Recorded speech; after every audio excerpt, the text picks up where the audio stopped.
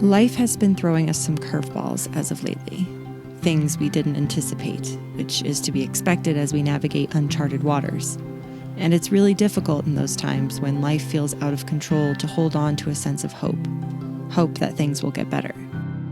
This week has been nothing short of chaotic.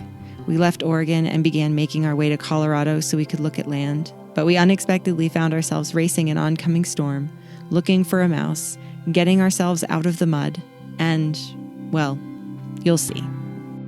I feel like it shouldn't be that hard to find.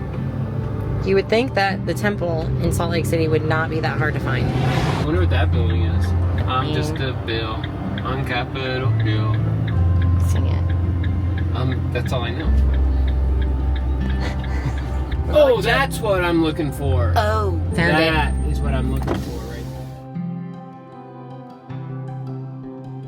Well, we've made it to Salt Lake City. We made it. We are here. Yeah, it's time to go home. Just kidding, where's home? We have a prediction of where we think home is. We've narrowed it down. We don't think it's gonna be Oregon. We think Oregon's gonna be a little bit too expensive. But we think we have a sneaky little suspicion that it's gonna be Colorado. And if it's not Colorado, then maybe Tennessee. But we think we're in the direction of home. Right, babe? That's right. That's a sandstorm for sure. I don't think I've ever driven through a sandstorm. I don't think so either. This is like straight from the Mummy. Is that coming towards us? Are we gonna... Oh, it's not like a twister. That's freaking crazy. Yeah. Look at that.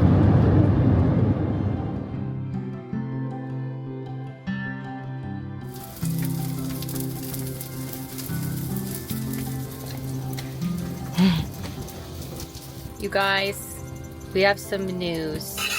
We have a new roommate. Their name is Ratatouille, but it's not a rat. It's a mouse. I was going to say Ratatouille. Really? Yeah, but I was like, it's not a rat. Ratatouille. So we have a little trap set up, and it's not it's a no-kill trap because we feel bad to killing the mouse. But it was bound to happen at some point, you know. But here we are. Idaho mouse. Oh, friggin' Idaho. And so now we're just trying to weasel it into a little trap that we have so we can drive it out into the wilderness. Sheesh Louise. We'll see. After I shared my video about quitting my corporate job, I received a flood of incredibly kind comments because I honestly didn't expect such an embrace by a room of people watching this story of mine unfold. I thought people would be sharing how ridiculous and foolish I was for quitting, and in fact, your comments were quite the opposite. Way to go, Lauren. All the best in your future endeavors. Step into it. Let the dust fall behind. Let the dust fall behind. I said the same thing. I was like, I'm writing that down. Let the dust fall behind.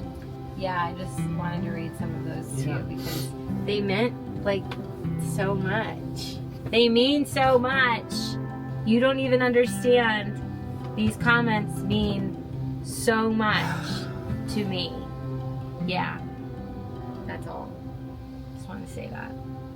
It's been a long day. We're gonna watch TV.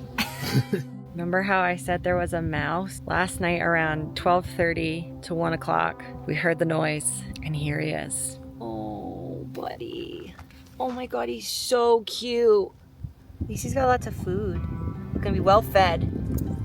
So later we're gonna drive a couple miles away and then set him off into the wilderness and then come back here so he doesn't make a permanent home in our van. Being back in the desert gives this sense of freedom. It's strange. Wide open spaces like this make me feel at peace with the idea of letting go of control, when usually all I want is as much control as possible. But there is a relief in letting go, having hope that things will in fact be okay in the end. Dogs will be dogs. Am I right or am I right? Whoa. Coming in hot. Coming in hot.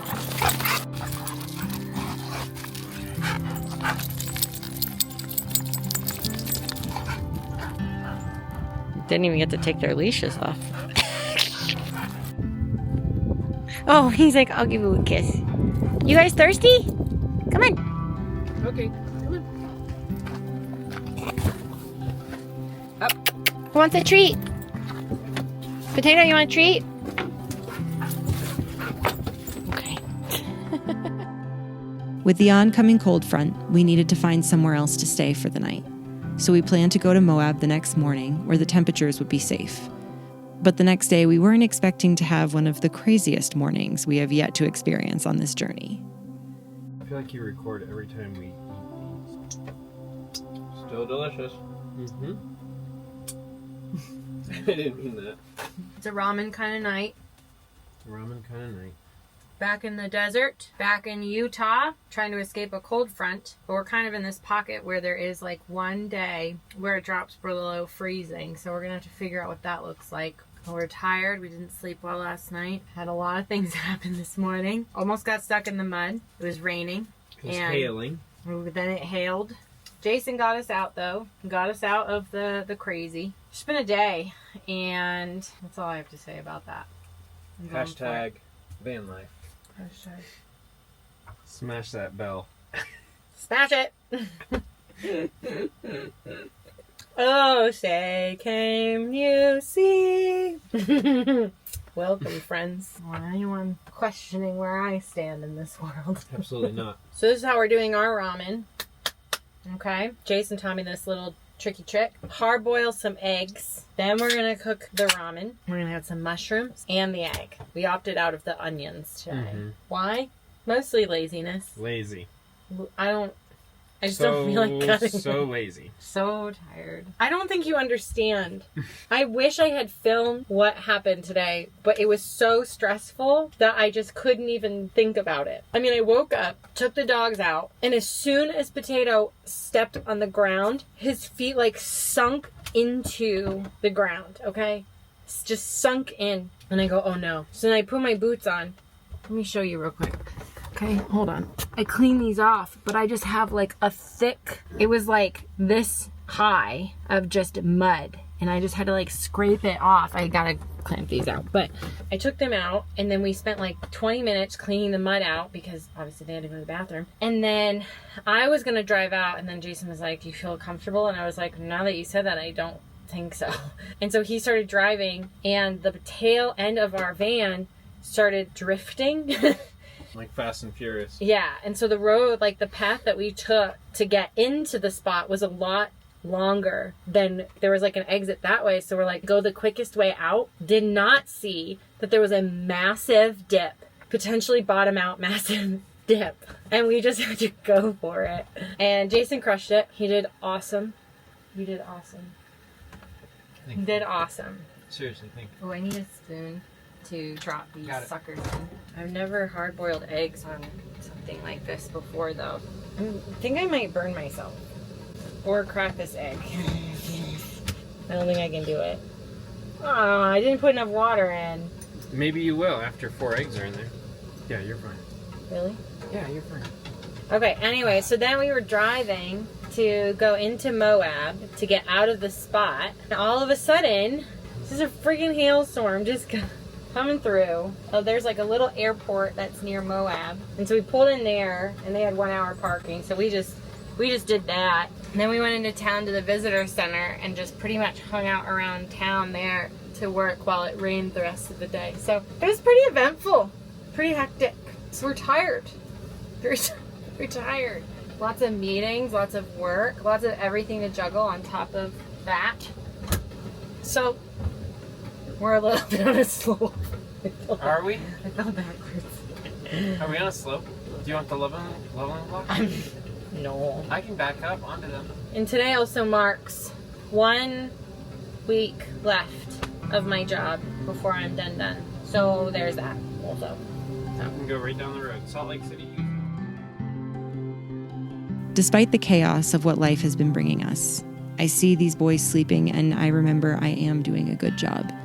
Despite what my inner dialogue is trying to tell me, I remember to have hope yet again. Is this not the cutest little sriracha you have ever seen in your entire life? It is adorable. But also, I mean, yours looks kind of like a murder scene. That looks rough. Mine looks a little bit more dainty. Looks good. Looks good. Cheers. Cheers. He's so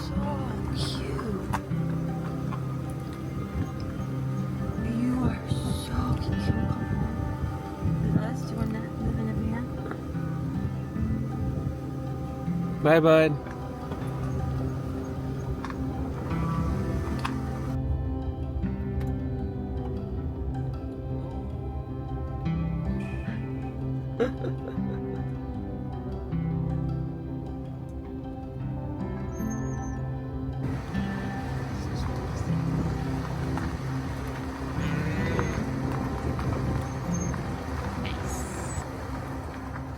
Oh. Oh.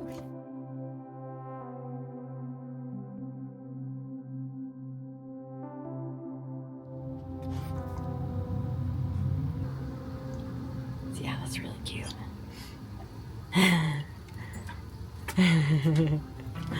Good boy. Why are you being so cute right now? He says, I'll help you. Cheese! Say cheese! Oh!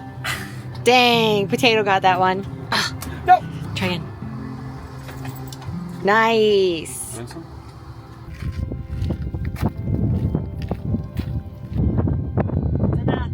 You want van life?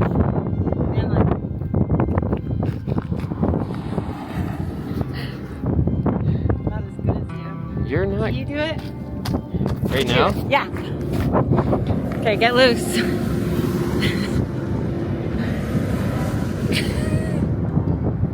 This is how you continental divide.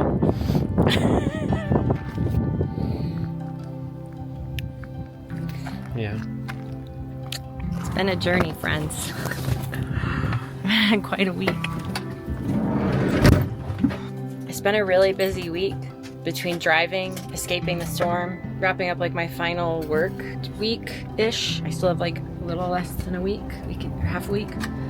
But it's been really busy and I'm very tired. And we have to climb. I'm climbing. Okay. But we have An hour and 45 minutes. an hour and 45 minutes until we get to our harvest host in Albuquerque. And then we're gonna stay in Albuquerque through the weekend. The only pocket in any remote radius of us that is not going to be below freezing. So that is what we are doing. We are gonna stay in Albuquerque. The plan is we're gonna head up to the Taos area and then head up to Colorado and spend my birthday week in Colorado. So that's the plan, Stan. And then we have a wedding in Chicago in May. So we gotta drive up there. We gotta come back to Colorado for a concert at the beginning of June. So we're gonna make a big old circle. Like I said, Colorado might just be home, friends.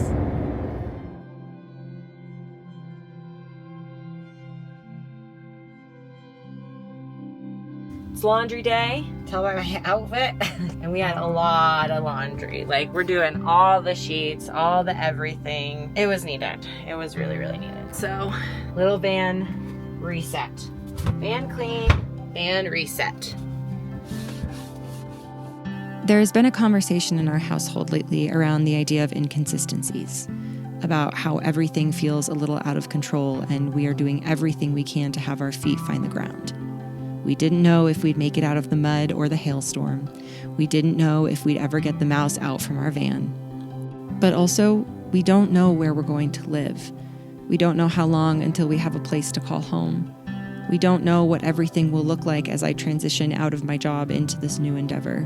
I'm learning so much through this experience of living in a van, of traveling around the country, saying goodbye to places and experiences while opening the door to something new nearly every week. It's teaching me how to let go in a way I couldn't before, to be okay with the idea that everything has a season, to be okay with the understanding that things in life have no permanence, including life itself. It makes taking risks that much scarier. And everything Jason and I have done thus far has been risky. We took a risk buying a van, thinking we could build it all ourselves. We took a risk selling our house and moving into a van with our dogs, even when our marriage was having its troubles. We took a risk at quitting my job, giving me space to take a chance on myself. But I think life requires risk in order for us to live out the fullest versions of ourselves. And taking a risk requires hope. Another thing I'm learning is what it means to have hope. To hope that everything in the end will be okay, that we will figure these things out, that we can make it out of here hand in hand until we find our place to call home, that we will find our home, that I won't fall into financial destitute because I took a risk, that this journey of healing I've been on will help me become the woman I know I want to be. I'm not going to lie to you. Hope is risky. And right now, there are some people who might be feeling like they have none, maybe even you. And that's completely fair. There are circumstances beyond our control that push us past our limits to ask in protest, why should I have hope? It's a massive risk. To be left with disappointment, your heart turning to stone rather than opening up to give and receive love. I recently heard someone say, when we scream out the word why, it's rarely a request for information. It's a protest, a wound looking for air, a love with nowhere left to go. Whether it's what's happening in the world right now, in our country, outside our front doors, or something happening right within our homes and hearts, grief has a way of dimming the lights from our lives. It skews our perception. It grabs a hold of our necks, barely allowing us to take a breath. And in those darkest moments, that is when we need to take the biggest risk of all. We have to take the risk and hope. Why? Because as this person also said, if it looks like love isn't winning, it just means the story isn't over yet. And with that, I'll see you all next time.